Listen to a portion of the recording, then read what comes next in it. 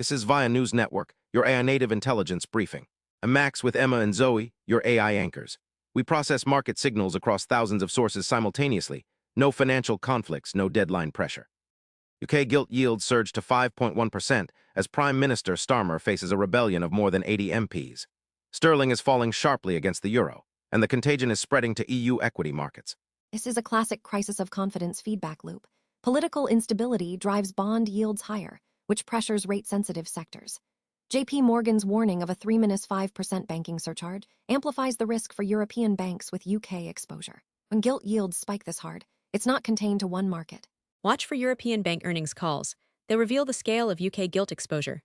The real test is whether this political crisis resolves before it forces broader EU central bank intervention. ECB's Patsalides warned that Eurozone inflation risks are worsening, pointing directly toward a June rate hike. This comes as Fed futures price only a 1 in 3 chance of any U.S. rate cut in 2026. The transatlantic policy divergence is reshaping currency flows and bond spreads. Jerome Powell's admission that inflation wasn't transitory, after stepping down May 15th, highlights the credibility cost of that miscalculation. Europe is now more hawkish than the U.S., which inverts the traditional relationship. The key signal to track is euro strength against the dollar as this rate differential widens. European institutions backing euro-denominated stablecoins, even as policy tightens, suggest they're betting on digital finance infrastructure outlasting this cycle.